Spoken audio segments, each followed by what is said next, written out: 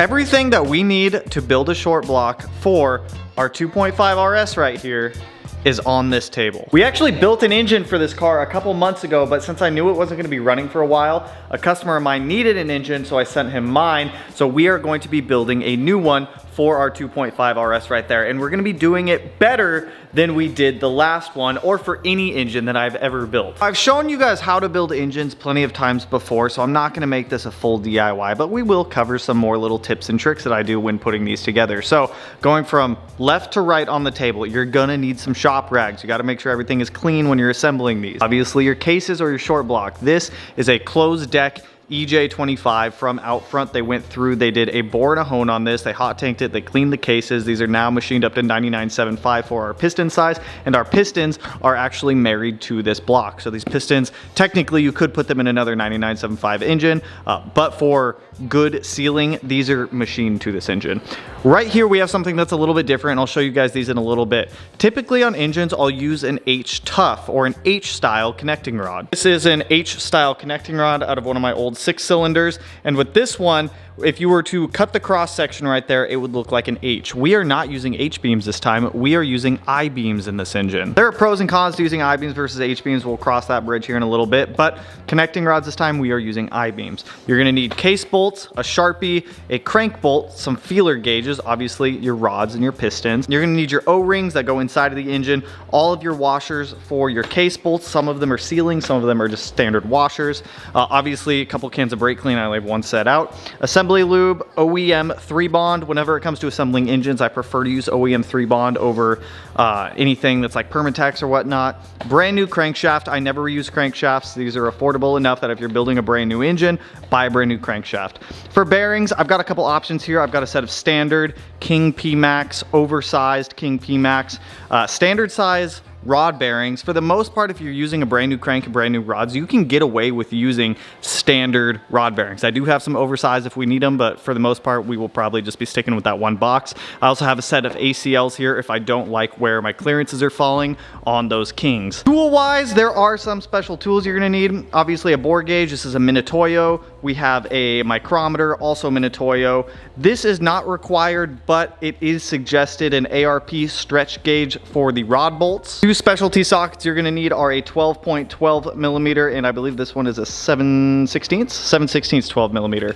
Piston ring pliers, piston ring grinder, piston ring compressor, and some torque wrenches. There will be some more obviously miscellaneous stuff as we go through this. For the most part, it's not as hard as a lot of people think. If you already have most of these tools and you want to build your own engine and you need a couple of the specialty ones, by all means snag them. You can get cheaper options than what I have on the table. Obviously digital Minitoyos and Minitoyo bore gauges, and some of the higher snap-on torque wrenches. Some of that stuff is obviously more expensive. You can get away with using some lower end stuff as long as it is calibrated properly. And I guess a vise is handy to have. You don't have to have one, but it is handy because I like to put the crankshaft in the vise to measure it out. So before we get started on assembling or putting anything together, I'm gonna move most of this stuff off the table, put it on my other table, and we need to measure out our crankshaft to find out what our bearing clearances are going to be. On here, I essentially draw out the crankshaft. This being the front, this being the rear, this being all the journals and everything. So we need to figure out the clearances and the measurements on all of this to ensure that our bearing clearances are going to be where they want to be. Obviously, do not put the crank in here. Don't put the actual crankshaft in the vise. You just want to put the bolt in. Brake clean on a rag, and we're just going to go around and start cleaning off all the journals. We're going to hit it with a little bit of Shazam real quick. If you've never used a micrometer like this, you have your outer thimble and your inner thimble. Being that I was prior aviation inspection, I know how to read a thimble. Digital is just a little bit quicker and easier, and it's still as accurate if you get a quality micrometer. Now, if you don't know how to read a thimble, get a digital one. If you're willing to learn how to read a thimble, a manual one is totally fine. On this, your outer thimble is gonna click, and that's what's gonna tighten it up to get your measurement. You don't wanna use your inner thimble to just crank down on things, because then you're going to get an inaccurate measurement. And my zeroing thing is so not centered right now, hang on. I zero in there, you can see that we were off a little bit, so we're just gonna hit 0, and that's gonna zero the tool out. So Don't crank down on your inner thimble to tighten up. You're gonna use the outer thimble. With our tool calibrated, we can actually measure our crankshaft now. I guess one more important thing to mention with micrometers, these are not just a generic one size fits all. This is a 2 to 3 inch set of micrometers. So you have to make sure that you roughly know what you're measuring. Order the micrometer that will fit within that range so that way you can actually get your measurements. You don't want to use a 4 to 5 inch micrometer on something like this because it's obviously not going to work. So when it comes to recording your measurements, the measurement's going to be 2.00 or 2.1 or whatever the measurement is going to be, but it's always going to start with a 2. So the number that you see in there, put a 2 in front of it because it's 2 to 3 inch. So we're gonna go, we'll probably start on the mains. We'll measure all the mains first, and then we'll come back to and do all the rods. And then we'll write all of those measurements down on our cardboard. And you're gonna wanna find center line on these. You don't want to go off of any oil journals or anything like that because that will obviously skew your measurements. My measurement on number 1, I got 2.36190. Now I did pull up the factory spec for what we should be looking at here, in our range for acceptance on the main line is 2.36188 to 2.36251. So we're at 2.36190, so 2.36190 is obviously greater than 2.36188. So we are within spec. Now that we've got the first one figured out, we're essentially gonna repeat this process for the rest of them.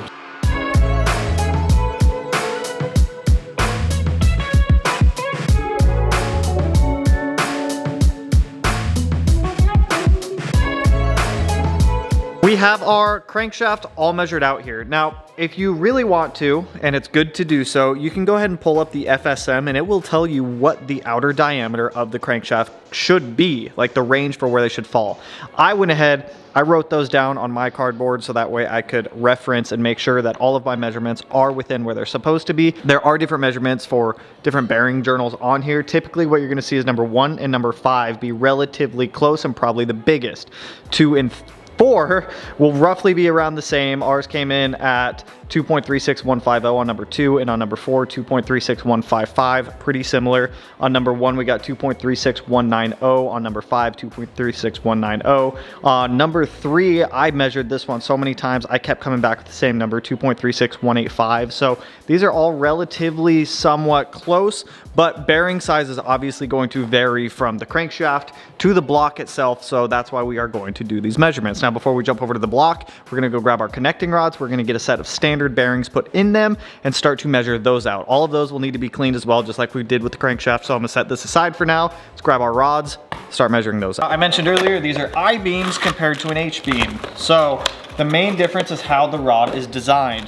There are pros and cons to I-beams versus H-beams. Typically, you'll see manufacturers use an I-beam versus an H-beam. Here, we have an H-beam, and as you guys can see, it's got this nice flat portion there versus the I-beam that does not. So the cutout for the I-beam is actually in the center versus on the side. Are these technically the same?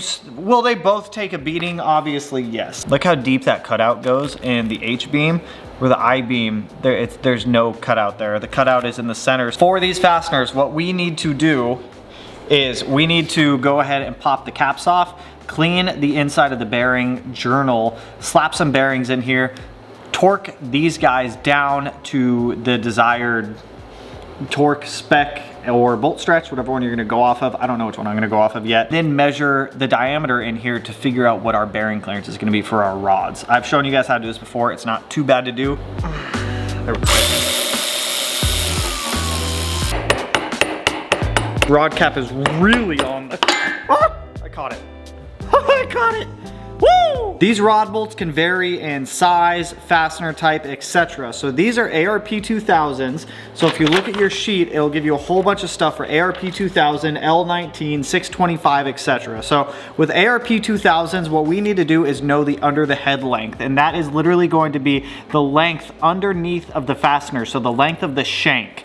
Now to measure that, you can use like a tape measure or something like that. I don't typically trust those because you can have some fasteners that are 1.60 inches in length and some that are 1.65, and the torque difference between those is about 40 foot-pounds. So I like to use a set of calipers. I just had to run and get a battery for mine, measure the under the head length, and that comes out to 1.5995. So 1.60 is our underhead length. So that puts our torque spec at our rods at 55 to 65 foot-pounds. So I'm gonna go off of torque for these. If you have a stretch gauge, you can definitely use it if you want to. I found that the stretch gauge and the torque value has been pretty equal from what I've seen in the past. So I'm just gonna go off of torque for this one. So we're gonna get our bearings cleaned, this cleaned, get our rod and cap and everything back on, torque it all down, and then measure to see what our bearing clearances are gonna be.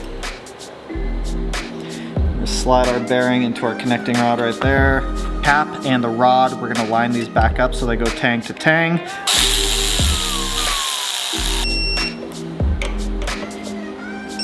We're gonna look back at our sheet, find out the measurement that we got for rod 1, which is 2.04645. Lock the tool at that measurement. I was learning how to use these. What you have to remember is that when you set up a bore gauge, you do not want the needle to spin around an absolute ton.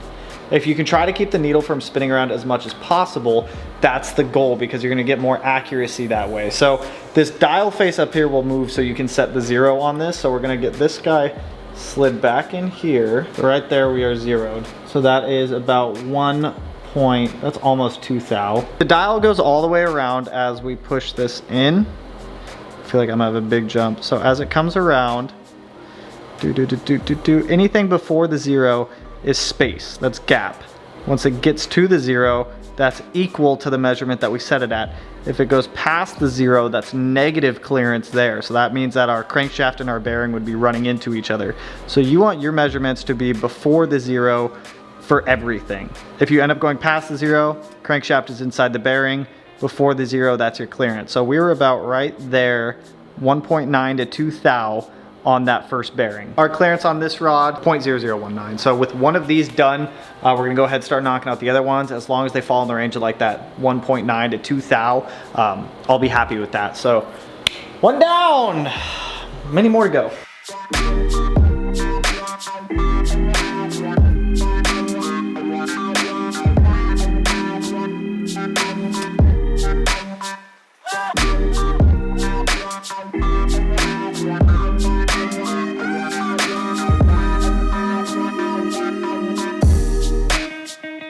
With all of our rods measured out, we can actually move over to the short block now. So for rods, we ended up with 0.0019 on number 1, 0.0020 on 2, 0.002 on 3, and 0.0019 on 4. So now we get to do the exact same thing with the short block. We've already measured the crank, so we know what our offset should be from the main line. So I think for bearings, I'm actually going to start out with the 026 over and see where we land for clearances. Normally I'd start with standard, but you know, maybe I kind of want to tighten this one up a little bit. Maybe like 0017 to 2 is kind of where I want to land on this one. Maybe 0015 to, I don't know. We'll see where these ones get us. So there's a sequence for this.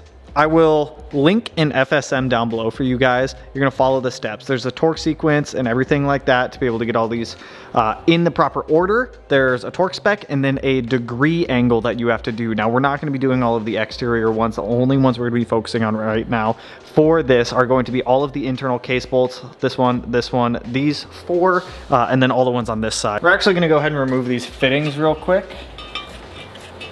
on both sides, so that way we can put the AN fittings in. Fudge. There it goes. Woo! There it is. So as soon as you break the seal on it, it'll come out. So we're gonna have a variety of bolts that go with a short block and plugs and all that other fun stuff. So for right this second, I'm just gonna dump them all out. All the plugs can just go into the bag. All of the longer ones that are the 12mm 12 points are the ones that we're gonna be targeting. So you should have 2 that are smaller, and these smaller ones are gonna go up here in the front. Now, if it's a bolt that goes outside of the engine like that, it's just going to get a standard washer. If it's a bolt that goes inside of the engine, it's going to get a sealing washer. It's pretty easy to remember it that way. Now, our cylinder heads should be done this week. However, I am waiting on our 1/2-inch head studs to show up because I gave mine to a customer. It's seems to be a recurring thing that I do, is to move customer cars quicker. I give up my own parts. Just fine, not complaining, it's part of the game.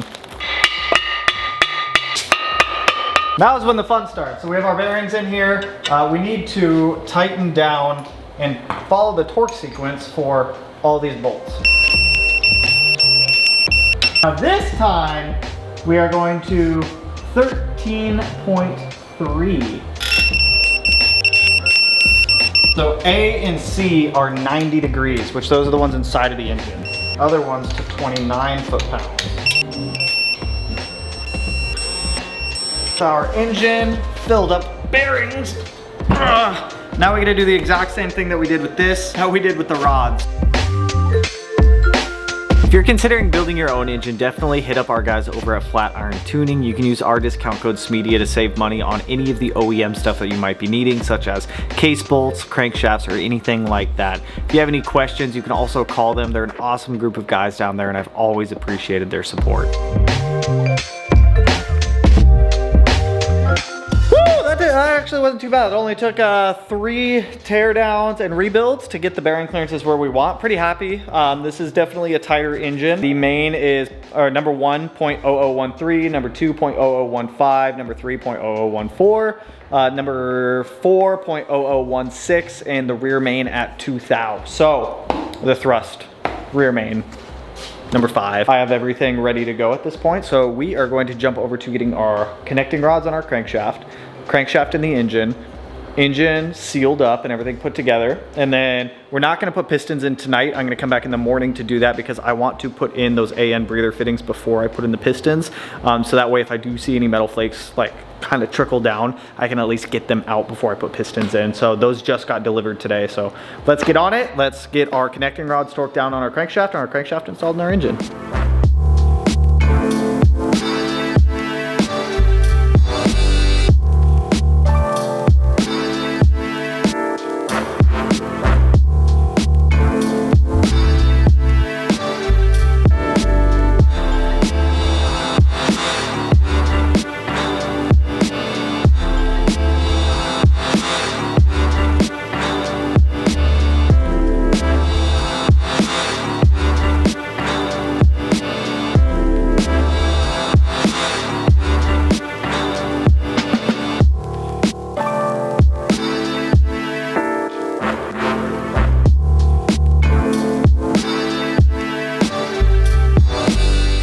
Short block is all sealed up with the crank in it. We still need to get our pistons in, but like I said, we're gonna do that in the morning. I wanna make sure I can get these 2 fittings in prior to getting the pistons in because I still can access those areas if need be through here and through the bottom to just wipe things out if needed.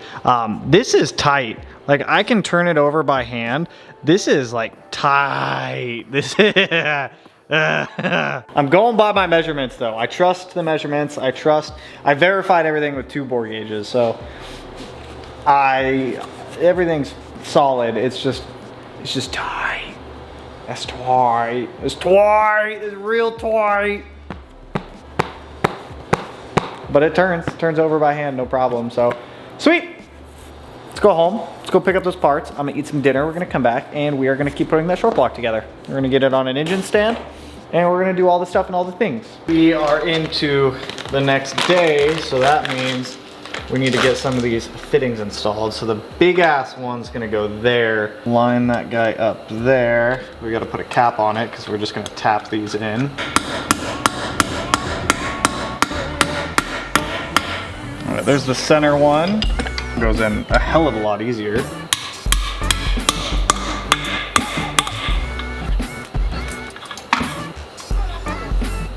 Yeah, it's in there. It's not gonna pull out. This went in way easier than I thought, man. Anyone can do that. Now we're moving on to our pistons. So this is a set of JEs. I forget the coating that they call them these. They call them like the perfect coating or something like that. I don't remember. I'm pretty sure they're just Cerakoted. Not 100% sure. Regardless of the fact, these are what we're going with. So I've already got my ring gaps determined. For the top ring, we're gonna go with about 19 to 20 thou, and on the top ring, 21 to 22 thou. Now, how I got to those numbers, there's a couple different ways. One easy way is they give you a chart and you can just do the basic math. to figure it out. Follow the equation that they give you, and that'll give you a rough range for where you want to fall for your ring gap. So these silver shinier rings, these are gonna be your compression rings. These more matte-ish rings are going to be your oil scraper rings, and then all of these are your oil control rings. Now we are gonna gap these two rings. There is a top and a bottom to these rings. It might be a little bit difficult to see, but on the ring, there's gonna be an identifier. Like on this one, it says N25. That is the top of the ring. So the N25 is gonna face the crown of the piston. Now, to figure out your measurements, you're obviously going to need a set of feeler gauges. You're gonna set up the ring in here, fold it down, pull the measurement, and then grind accordingly. So I've shown you guys how to do this a lot of times. I'm just gonna go through, we're gonna gap all of our rings, we're gonna get all of our pistons installed, and then we will have a complete short block. Then we're gonna throw a little bit of accessories on here, a little bit of accessorizing going on.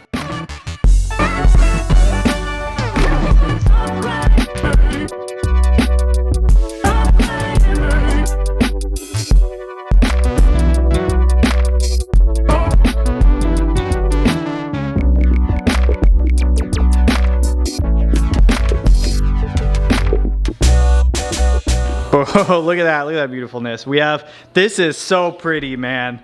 That is a pretty EJ right there. Pistons are in, everything turns over beautifully. We got our AN fittings in here. This, dude, I'm so happy with this engine. I'm actually so ecstatic with how this has come out. So we're not quite done yet. I am gonna throw some of my dry sump stuff back on this engine mounts, and a couple other smaller short block accessories on this.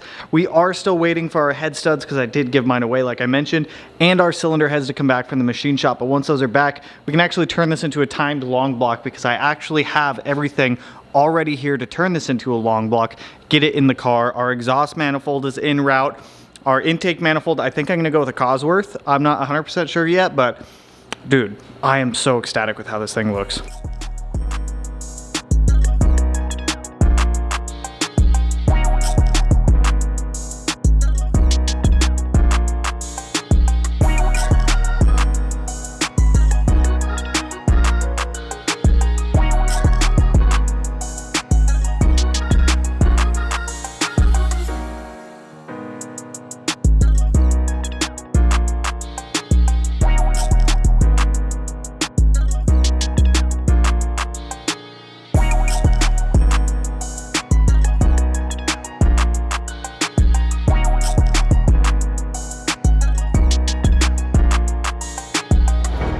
We have the most beautiful assembled short block I have ever built. And I believe this is the strongest EJ25 I have ever built at that. Remember, the goal for this engine is only 600 horsepower.